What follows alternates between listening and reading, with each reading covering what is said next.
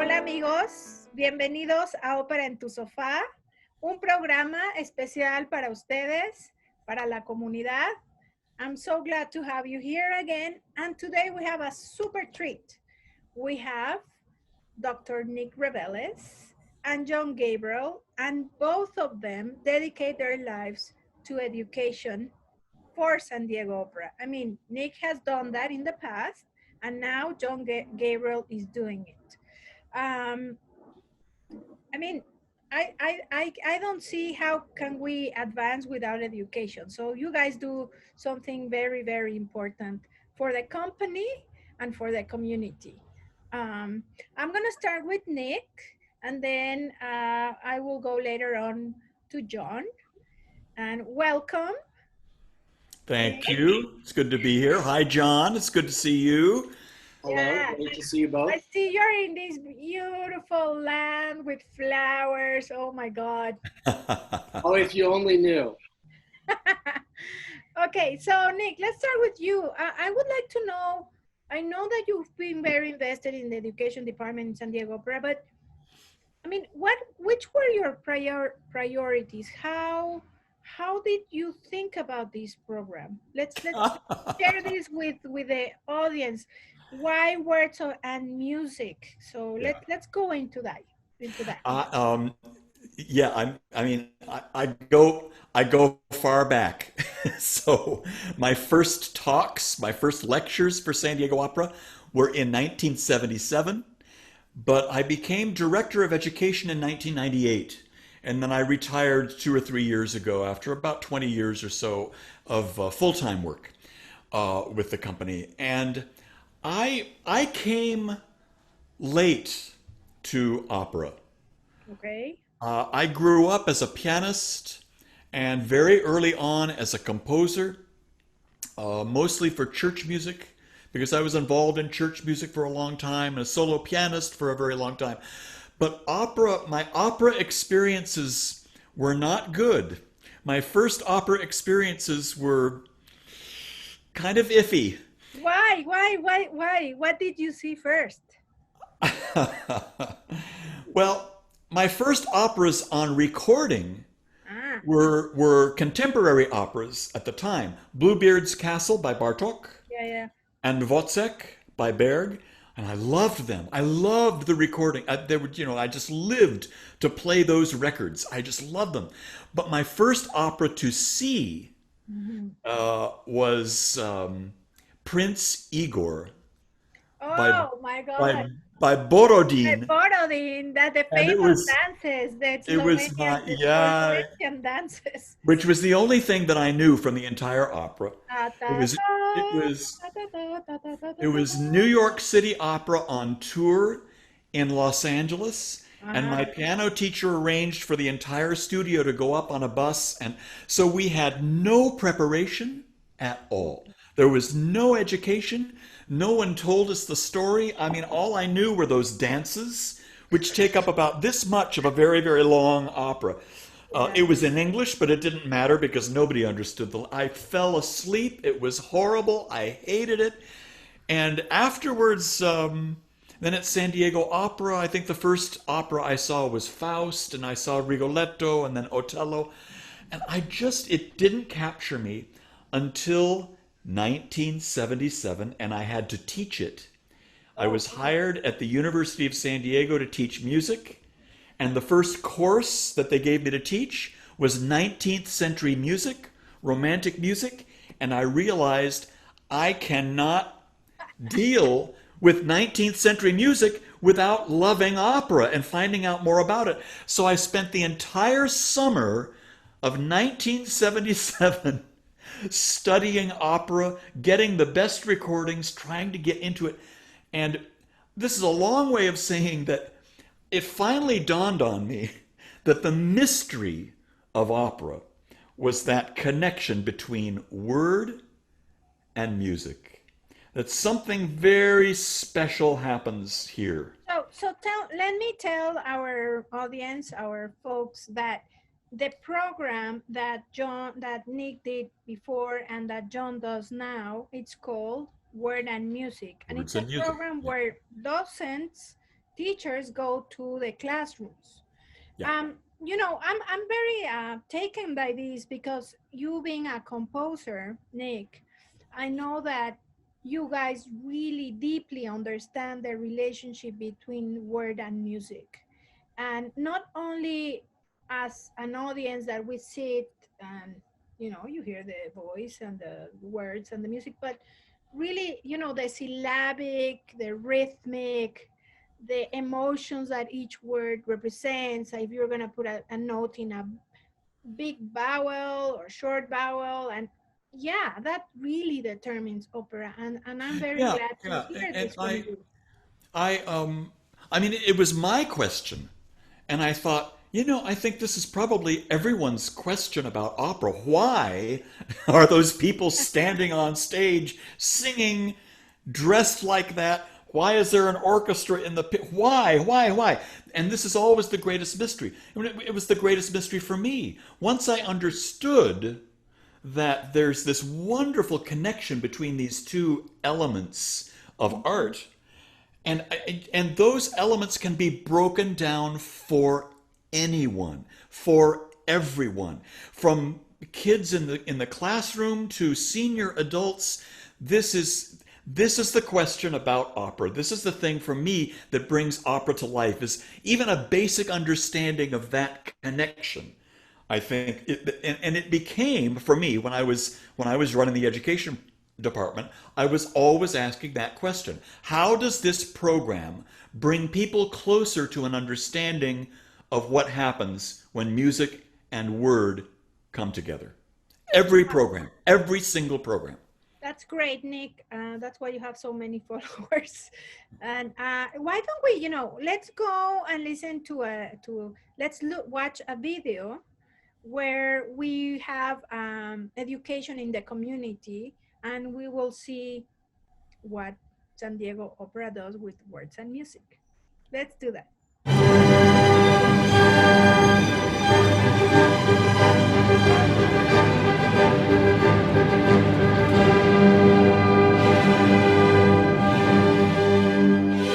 San Diego Opera is changing lives on our campus. The expertise that the teaching artists bring to the table has been amazing.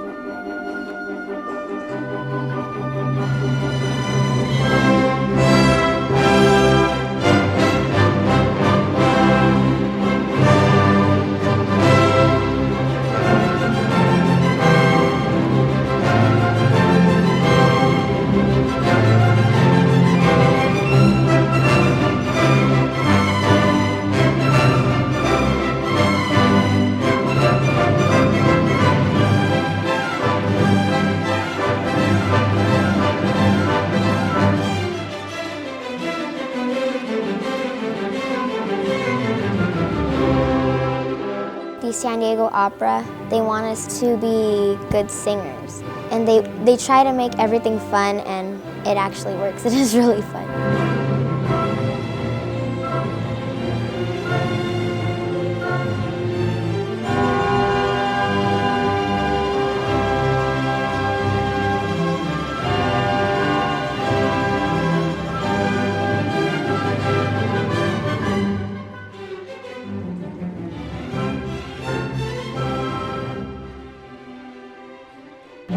We've been able to create a program that's culturally relevant to the students, that gets them involved in the arts hands-on, and even if they don't become artists, we have opened up a world of art to them that we couldn't have done without the support of the opera.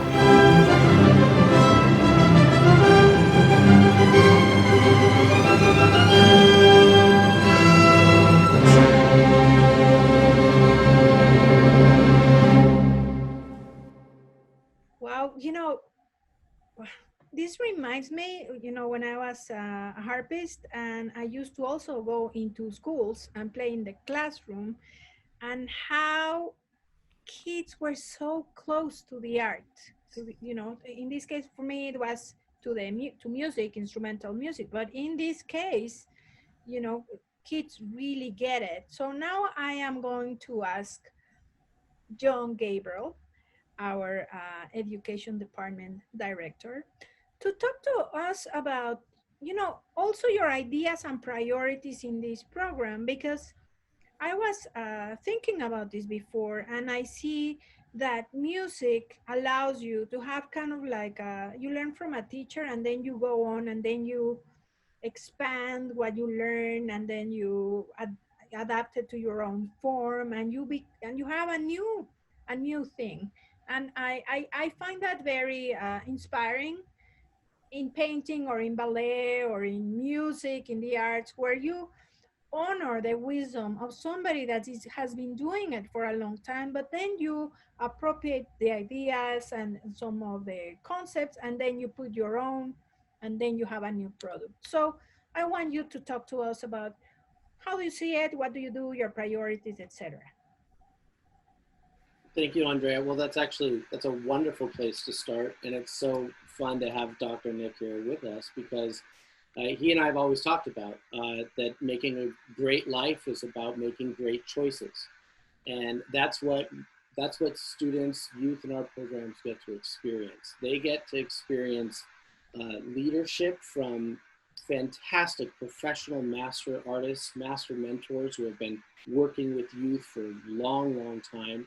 And they also get to experience their own agency and their own abilities to explore what's possible and to set a goal and to work collaboratively.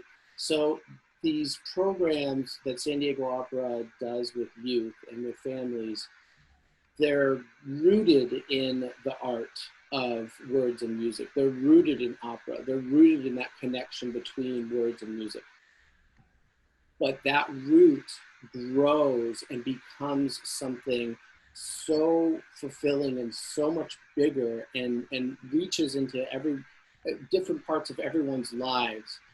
And one of the reasons why that's possible is because one of the priorities that I set forth when I started in 2014 was to really be practical about the resources that were at my disposal, and to really focus on identifying partners throughout the region in San Diego, which we would be able to work with and magnify our impact and really have that holistic approach. So tell us some of your partners, who are they, and also an example of what you do in a classroom. Sure. Who are these partners and what an example? Sure. So that's quite a big chunk to bite off, but I'll do my best. So we first worked with Iskali, which is a community-based organization here, been here in San Diego, focused on the tradition of Teatro Campesino and Chicano pride, and valuing cultural heritage. Also the La Maestra Foundation and its Center for Youth Advancement, which is based in City Heights. And we've also made long-term commitments. We've been at Memorial Prep, which is now the Logan Memorial Educational Complex in Logan Heights. We've been there for 6 years now. And we've also made a commitment to the Lincoln Park community. So we have essentially 3 areas throughout the region where we've had a presence, and we've had ongoing weekly year-round programming for years. And the first year is so much different than the second and the third and the fourth. So for example, in Logan, since we've been there for so long, some of the students that we first worked with are now graduating high school and coming back and visiting and expressing how much that experience led them into an artistic path to appreciate the arts, to stay engaged with the arts. So let me ask you, John, so do you teach them how to sing, or do you teach them how to put words and music together, or what do you teach them? Sure. So the reason that that's difficult to ask in a short time is because every single program site, we have to tailor our curriculum to that program site. And there's so many reasons why.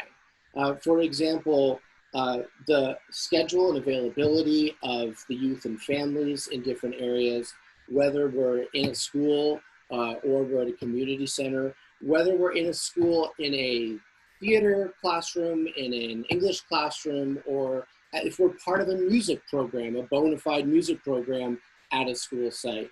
And then there's different ages, there's different experiences and skills and understandings that students bring into the classroom with them.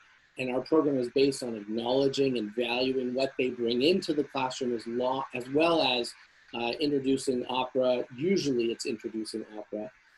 And leading them on a path towards gaining more artistic skills and knowledge.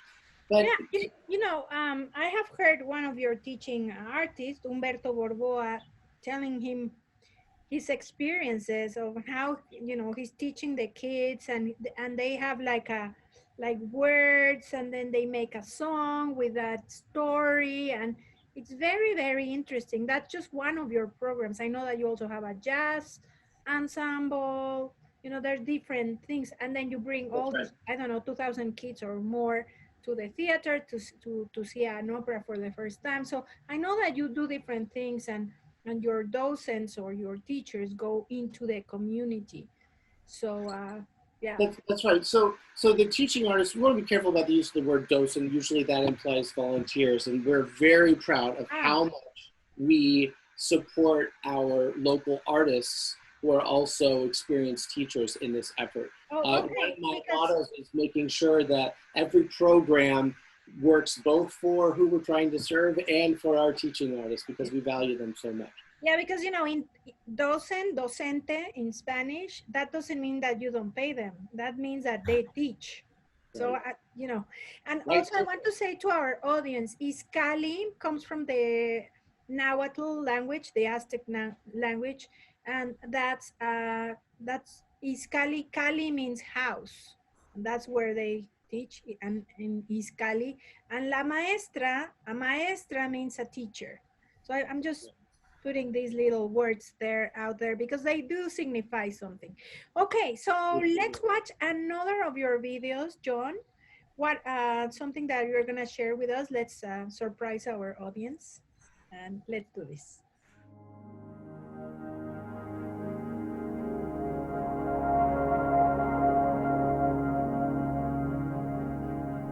The San Diego Opera, they want us to be good singers.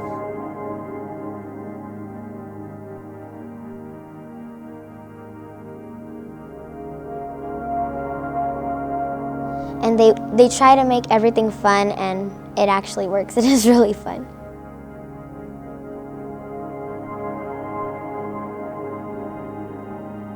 This semester we started out with a big project, singing La Llorona at the Dia de los Muertos festival. It's important for our students to have something to motivate them. They've all heard the story of La Llorona. They know about that. They've heard that from their parents and their grandparents.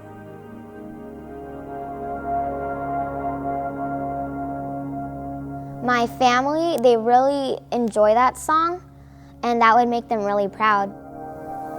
When I found out I was going to sing a Spanish song, I was shocked because I can't really talk in Spanish, and I was like, that's going to be a problem for me.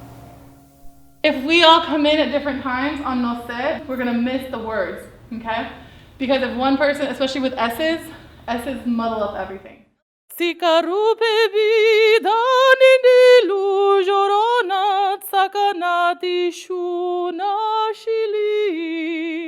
Okay, repeat after me. Repeat after me. Ah. Ah. I had to get like the O and not the E. We really had to pronunciate, really say the words, and they wanted us to perfect it.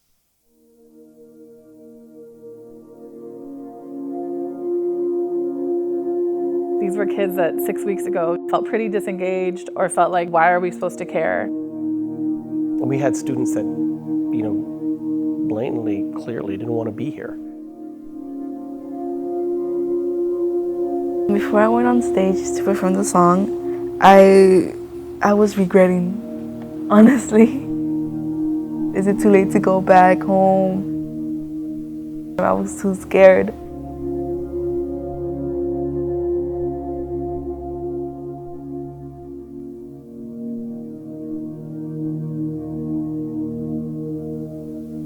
And then I just got over it. I'm like, nope, I came here and this is what I'm gonna do.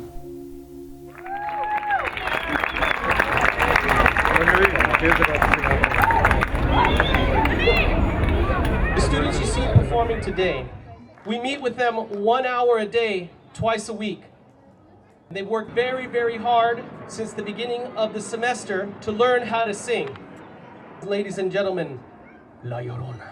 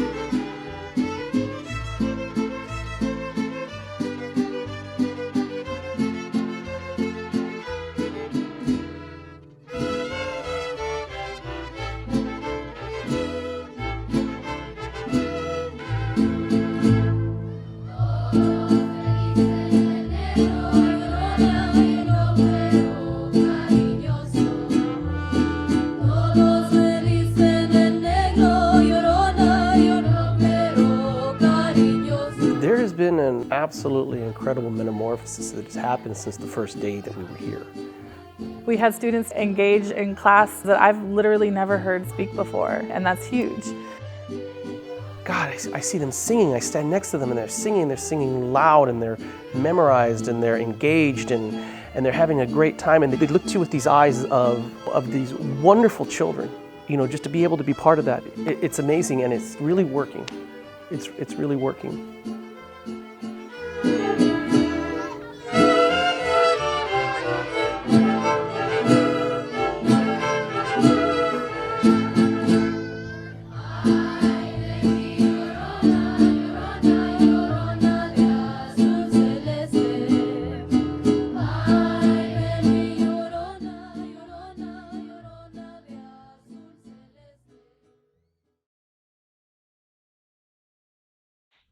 So now we are going to listen to another video. Listen, I'm crazy. We're gonna watch another video. And thank you, John, for sharing this footage with us. And of course, Nick, thank you so much for being here and for everything that you do for the company. Okay, let's watch it.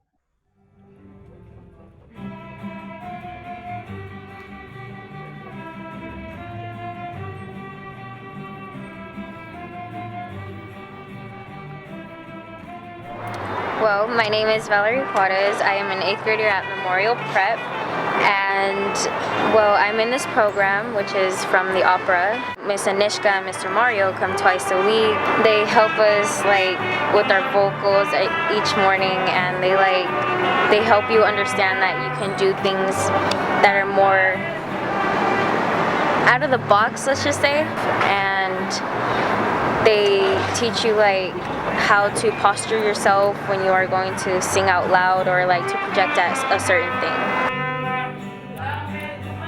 When the audience is laughing, listen to them and don't deliver any more lines because they're going to miss the lines you're delivering because they're laughing. So when they stop laughing, that's when you keep going. Does that make sense? Yeah. They would just help us by just teaching us that no matter what, you're the best. You always will be the best. Hi, my name is Tulip Puga, and I'm a 7th grade at Memorial Preparatory. And well, today we're going to be showing a production from our school. We all work together to make a great show and make a great story to show how we live. The songs we're going to be singing are Quizás, Ave Maria, and A la Nanita Nana. Ave Maria, well, in Chicano Park, there's a Virgin Mary mural, and we wanted to represent and show, oh, that's very beautiful, everybody likes it. So we're going to sing that song around the Virgin Mary. Quizás, it's basically how there's a lot of fights, like verbal fights that happens around. And what's just like a daily thing. Fights happen, arguments happen. And we just wanted to show how with the Alamita Nana, the lullaby, at the end of the day, everybody's still family regardless. And so the lullaby puts the baby to sleep after the argument. And it just shows how everybody's family. And I don't want to wind up being parted, broken hearted. So if you really love me, say yes. But if you don't, dear, confess. And please don't tell me, perhaps, perhaps, perhaps. Now finish.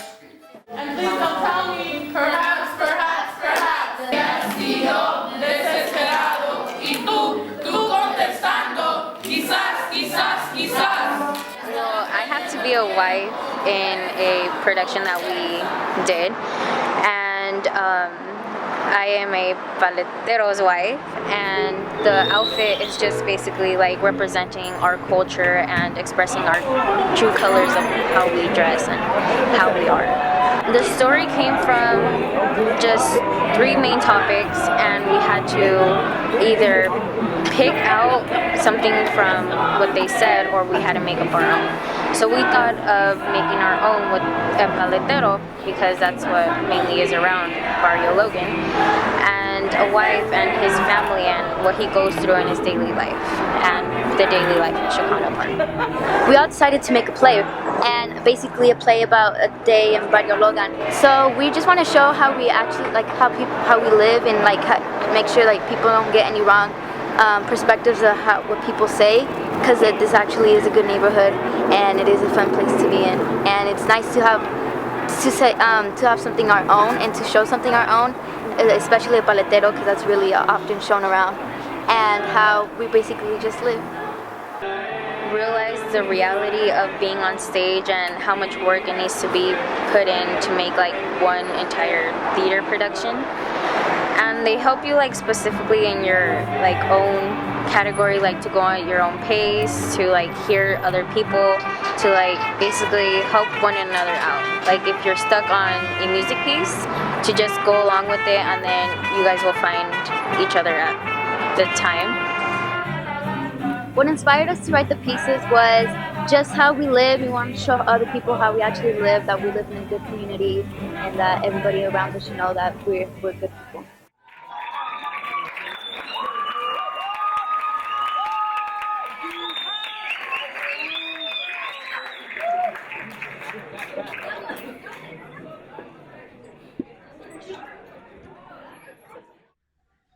We are back, folks. So John, tell us, what do you think? We're very proud of the work that our education community has been doing in San Diego for years. Students have an opportunity to learn how to sing. That's the root of most of our programming, is the voice and the power of the human voice. Obviously, that's connected to our mission, vision, values here at San Diego Opera, and to opera on the whole. Beyond training in singing is, what is it like to be part of a music ensemble, right? What is it like to be a part of a music ensemble when people don't show up and they're not available? Well, we build community, and the kids that come in the room in the beginning who are uncomfortable and don't know each other and not sure what they're doing there, and they're feeling extremely vulnerable. Well, by the end of the year, they're calling each other, they're reminding each other, hey, we've got rehearsal, you've got to show up, don't forget your costume. Really, that kind of community building is really what this art is all about. So they learn how to sing, they learn how to write a script, and sometimes collaboratively, so they have to learn how to compromise and listen to each other and decide, okay, well, which is the best way to go from here. They learn about costume design, they learn about costume sourcing, which is super fun, of course, right? And being creative. They learn about set design, and they learn about how to be resourceful and how to create an environment and a setting on a stage with maybe not all of the resources that we always wish we had. And we do visual art as well. And the list goes on and on. I mean, when we work with students and their families so closely together, we also learn how to build empathy and understanding. We also learn to really be critical and really reflect on what are our goals right now? Are our goals to make sure we create the best artistic product no matter what? Or do we need to take a break and stop for a second because that student is having a really hard time with something and they're feeling sort of left out. We want to bring them back into the fold. It's a real holistic approach, and it's paid wonderful dividends. My favorite part about all of that is the families, the youth, the community, our partners. They understand that that's what opera's about. That's what San Diego Opera is about. As an anchor arts institution in San Diego, this is a nonprofit for the region, and it's relevant and it belongs to everyone. So we do all of that programming out in the community. That warmth, that sense of community that is built and generated and maintained and fed out there comes into the Opera House and comes into San Diego Opera multiple times a year when we gather there to watch.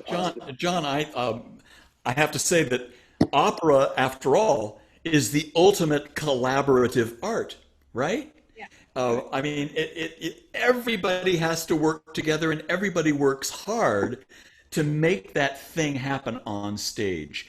And what happens in the words and music program and in all your education programs, frankly, just as you have described, is making choices that lead to collaboration, which leads to community, which leads to making great art, right?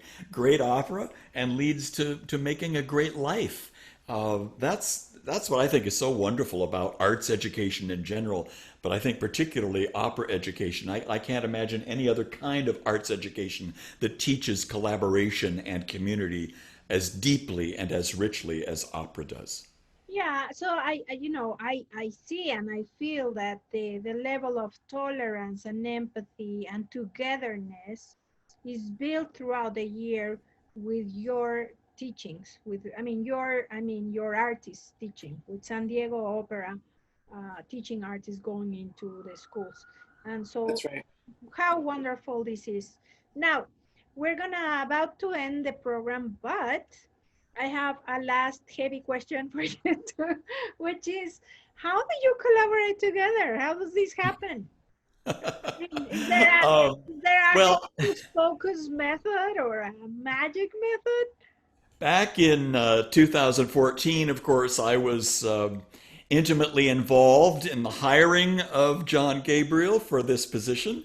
And then we worked together for, what would that be, 3 or 4 years together in the education department. We were it, after all, until I retired. But John has been good enough to sort of reach out and ask me to help out here and there, and to pass along what little dollops of wisdom I might have to be able to pass along. We have lunch on occasion. We have phone calls. We text back and forth, and he's always asking about the programs, and I'm asking about how he's doing. It's a wonderful. It's a wonderful two-way relationship, I think, isn't it, John? We have a good time together, and I think we learn a lot from each other. Well, and not only do we learn a lot from each other, but the teaching artists that are really where the rubber meets the road, meeting with them and doing professional development sessions with them and with Dr. Nick, that's one of my favorite parts. I mean, I think we all know there's not very many people who can talk as well as Dr. Nick does about words and music seated at his piano. And so we have a lot of fun. And I've seen those professional development sessions with our teaching artists play out in the classroom within hours. So It's really, really fun to see all of that experience and all of that knowledge, especially of the opera repertoire as well, connecting and being applied hours later after professional development sessions. Well, it's my joy. It just is such a joyful thing to be able to do with those teaching artists. They're so wonderful and they're so open and they just soak it all up. So they make it easy, as you do as well. So thank you. It's really, really beautiful because you are not just talking about collaborations and words are flying or, are suspended in the air. You are doing the collaboration yourselves and then you do it in the school. So it's really a wholesome endeavor. So exactly. And every educator knows that there's just not a lot, there's never enough instructional minutes in the day or in the session. And so it's really important to have your act together. And that's really one of the greatest ways that Dr. Nick contributes. So congratulations to both of you. We are very lucky to have you. And folks, thank you so much for watching Ópera en tu sofá, part of our Ópera en Español initiative. And we will see you very soon. Thank you.